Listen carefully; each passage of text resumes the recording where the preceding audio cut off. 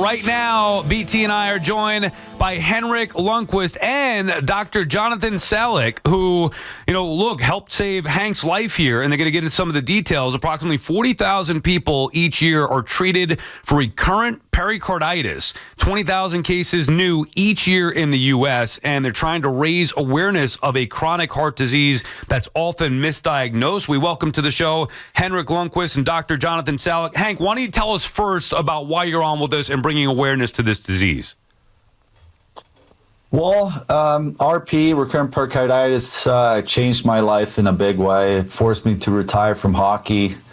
Coming off open heart surgery, I was close to getting back to the NHL, and then I was diagnosed with RP, and it was a lot of unknown, a lot of questions, and again, it changed my life a lot. So now, 4 years later, it's part of my life. Still trying to, I figured it out, but it's about listening to your body. It's about educating yourself and get a good game plan in place. And that's why I feel like this is a great opportunity, to spread awareness through this campaign, lifedisrupted.com, and help other people out there that have similar experiences. No, it's a great thing that you guys are doing here. So, before this was diagnosed and your body starts to send signals, what were you feeling? I mean, what was going on where you're like, something's just not right? Well, again, two separate things here. I had the open heart surgery, and then in recovery, I started to feel a lot better, a lot stronger, started working out, started skating, trending in the right direction. And then just one day, I just felt massive pain in my chest and in my back. I felt sick. In that moment, I didn't know what was going on. And the first time they told me I had pericarditis, I didn't know what that was. So it was about understanding exactly what was going on through conversations with doctors, and again, get a good game plan. As an athlete, you're pretty stubborn. You try to overcome a lot of things by just hard work, but here you really have to be smart about it. It's about doing less, not push your heart in terms of high heart rate or anything like that to actually start feeling better. So being patient throughout this process has been extremely important. And Dr. Salik, tell us, I'm assuming now with Henrik Lundqvist being diagnosed with this is bringing great awareness to it. Tell us about your work with this disease. Yeah, so just to give you some background, the pericardium is the fibrous sac around the heart, and when that sac gets inflamed, that's what's called pericarditis. In the vast majority of circumstances, we actually don't know what causes it. It might be a virus, but you may or may not have symptoms of a viral infection before you get diagnosed. And the classic symptom is exactly as Henrik is saying, is chest pain, often radiates to the back, often worse lying down or taking big breaths in. And exercise really makes the symptoms worse. As you can imagine, if you stretch out the inflamed pericardium around your heart by having your heart contract faster and stronger, it just makes the inflammation worse. And so you really need to restrict exercise as part of the treatment plan. There are other treatments as well, and most patients do well, but up to a third of patients can have recurrent symptoms, and that's what RP is. In my work as the director of the pericardial disease program at Mass General, I see a lot of patients with RP, and I think it's really important to emphasize what Henrik said, that you can live an active, healthy life and lifestyle with RP with the right diagnosis and treatment plan. So I think it's really important to get diagnosed and treated early so we can get you on proper therapy early. No question. Is there generally like an age where if it's going to surface, it surfaces earlier, later generally, or is it just kind of all over the map, mixed bag?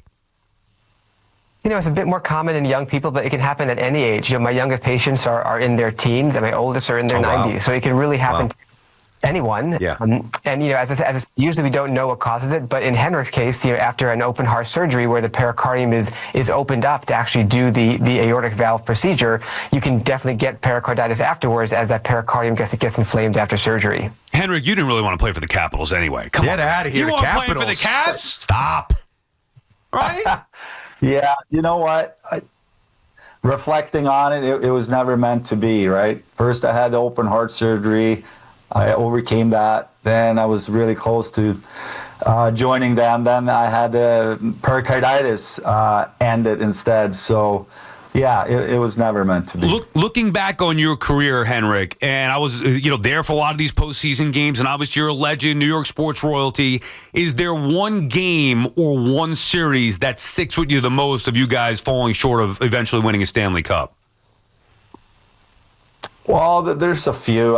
We had that window between 12 and 16 where we were in the conference finals many times, and there were so many great series because we tended to go 7 games in a lot of the series. So I do remember a couple of the Game 7 games, especially at home, winning in overtime.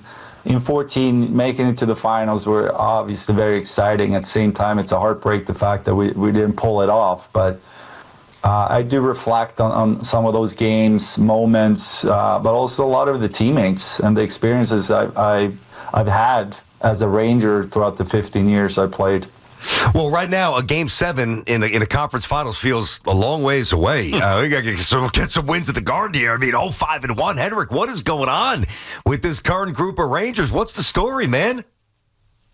Well, it's funny. Some years you play really good at home, and then you struggle on the road. So far, it's been the opposite. They've been really good on the road and just haven't really gained any traction at home. And I think it's a matter of time. I really like the way they're playing, especially on the road, able to create more scoring chances. But as a player, you do want to win at home because you do want to build that confidence in front of your own fans and make it a place where it's hard to come in and play as a road team. So hopefully they can turn things around this week and start gaining a lot of confidence at home because on the road, again, they've been looking pretty good. They look like some of the teams that you played for where you were great doing all you could, standing on your head and net, and they can't score any damn goals. Henrik, how many times you got to go through that? How frustrating was that some of those years where you were doing all you could, you had the defense in front of you doing their job, but you guys offensively just couldn't get to that next level? Well, you win as a team, you lose as a team, and I think as a goalie, when maybe you're struggling scoring, it just means that you need to be on your game even more, and sometimes that makes it even more exciting as a goalie. You know every save matters, one mistake, and that could be the game. So knowing that just helps you to push yourself to be in the right place, and it looks like Igor, he's playing really well. He's putting that pressure on himself. He knows that he has to be on for them to win. In a lot of ways, I don't know if you look at it this way, and I've seen your show on MSG. You talked a lot of the old Nick athletes. It's fun. I like the loose conversation. It's a really good watch here. And I've always kind of looked at you as, the Rangers version of Patrick Ewing, an all-time great. The fans revere. As Sal said, didn't always have the offense around you. Some deficient rosters. Do you feel, I don't know if kinship is the right word, but do you feel like that kind of connection to Pat, even though Pat was before you? Do you feel that a little bit?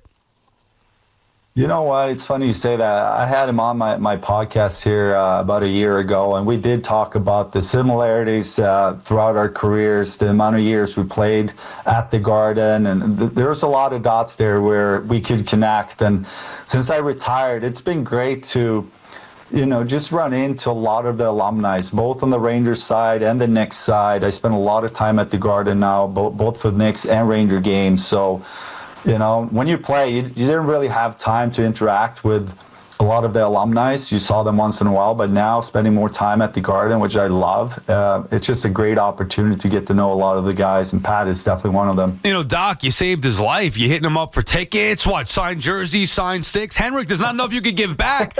Doc, you better be taking advantage of that relationship, right?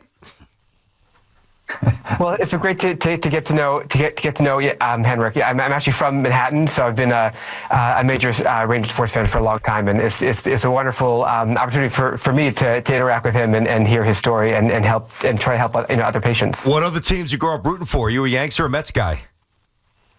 I'm a huge Yankees fan. Attaboy, Doc. So there we go. Here. Attaboy. I think we're out of time now, boys. Attaboy. All right, Hank, thank you so much. Dr. Salik, we appreciate it. Hopefully we can help bring some awareness to this stuff. Hank, you're a legend. We love you and appreciate you in New York sports. Look forward to seeing you out there at the Garden.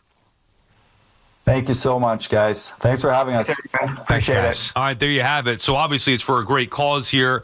Henrik Lundqvist, anytime you get a chance to have him on BT, you got to take that opportunity. And a lot of people are affected by this. So, it's scary to think about where, what is it called? Recurrent pericarditis, where you heard from Henrik Lundqvist. You're thinking top athlete in the world, great goaltender of all time. Yeah. He's out there trying to play, still can extend his NHL career, goes with the Capitals. And then obviously this happens here. So, and he never ended up suiting up for the Capitals. Now, you hope it wasn't under a different circumstance, but it is nice to look back and say lifelong Ranger. And like you said, unfortunately, he's a New York sports legend, but in the realm with Patrick Ewing, where you're lacking that Stanley Cup championship. It's funny. It's like kind of lazy radio, which we don't do. But I just thought about this, like the Mount Rushmore. That old conversation. If you think about the Mount Rushmore of really all-time revered New York athletes without a championship. Yeah. Lundqvist is on that. Chisel something out for Pat. Chisel out something for Don Mattingly. The fourth one I'm not exactly sure about, but those three guys are. I almost think when you don't win, think about when Judge. Dove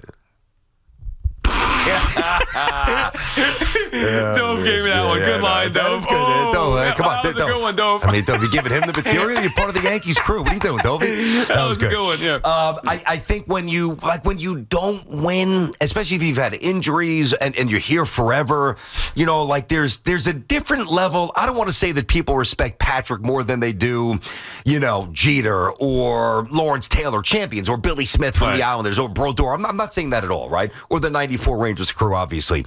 But I think when you're here so long and you get to the precipice of the championship, as all the gentlemen that I just mentioned did, and you're an all-time great and you battle injuries, I think there's a different connection.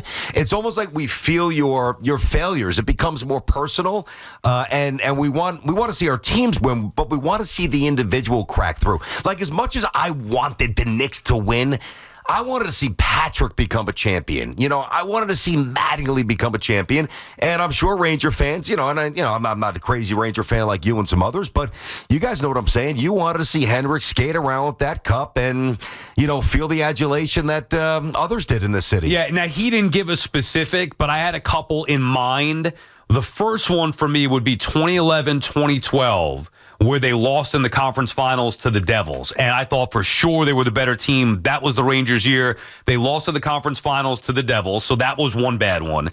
And then... How many games? Was that a quick series? I don't remember. It might have been... I forget exactly. Okay. I mean, it's going back a long time now. I got it. And then the one... even losing in a cup final, I just thought the Kings were better. Lundqvist did all he could, literally at times standing on his head in net. The Kings were just the better team. So that one didn't bother me as much. The year after, losing Game 7 at home of the Eastern Conference Finals to the Lightning. They lost 3-0. It was one of the worst sporting events I've ever been to in my life. I was into that series. I don't know why, but I was into that series. And that was the game McDonough was playing on a broken ankle. I think Zuccarello was out, if I'm not mistaken. They were banged up. They had a little misfortune as well. Hey, look, that's a lot of it as well in sports. Luck is a part of it. But those 2 years, the year after the Stanley Cup final appearance where they lost to the Kings, where they lost Game 7 at home in the Eastern Conference final to the Lightning, and 2 years before that where they lost to the Devils. Those were the 2 years for me it was awesome. that were Hank's best shots. He was so good. He's a legend. Great talking with New York sports royalty.